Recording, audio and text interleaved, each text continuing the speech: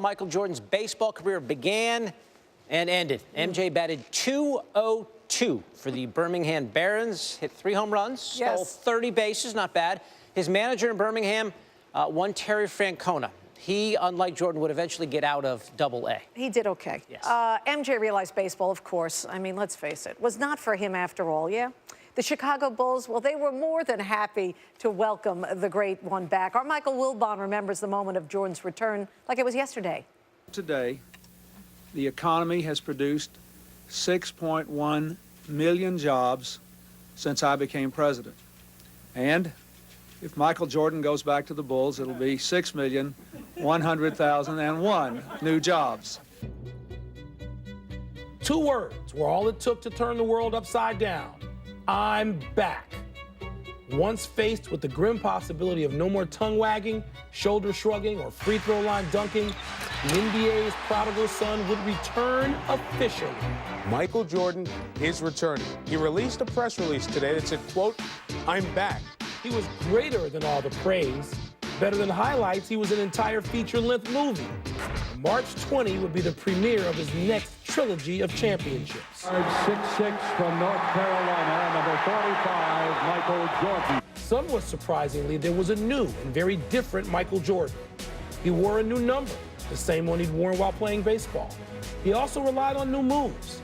Instead of soaring, his go-to move in this second basketball life was a fadeaway jump shot. I love practice. I need to practice. How can I just get practice? I needed it. 3 NBA titles and 2 Olympic gold medals had in no way satisfied Jordan, who knew at 33 years old he would have to reinvent himself to conquer a new wave of young stars. No longer relying very much on the heavenly athleticism of his 20s, Jordan, the artist, would combine savvy and creativity to fashion a game and level of achievement previously unseen. I'm back for the love of the game. It's going to take a little bit till I get my timing back, but hey, I'm back. That's all that matters. Jordan's return was 20 years ago today, and our NBA analyst, Antonio Davis, as it just so happens, was on the floor that night when Michael returned. So, Antonio, first give us the vibe in the building for that night at Market Square Arena. Well, it was really crazy, you know, with all the extra media attention.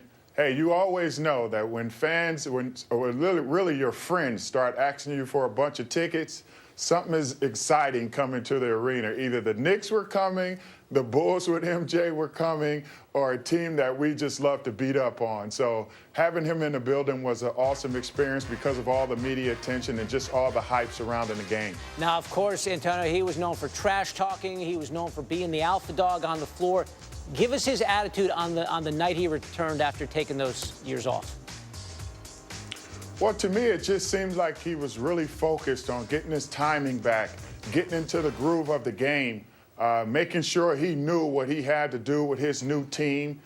So it wasn't a lot of trash talking, but just him being on the floor, the other guys on the team, you can see there was a pep in their step. They had this unbelievable bravo. You know, their shoulders were back. So you had to not only face him and him coming back, but what he presented to his team. I'm looking at the box score here, 7 of 28 shooting. That says to me he might have been a little rusty.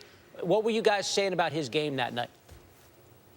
Well, first of all, I'm sure he scored those 7 points while I was on the floor because I did a ton more watching him than I did trying to step out on screens or defending him coming to the basket. But the one thing we kept saying is, yep, it's the old MJ who's going to come in and take shots. Eventually, he's not going to shoot 7. He's not going to shoot 7 for 28 every single night. But the simple fact that you had to guard him 28 times, and probably more than that because he has the basketball in his hands a lot, was very difficult for any team. So we knew we were going to have to prepare for this team going forward. And that number 45 still looks terrible on him. Just doesn't look right without the 23. Awful.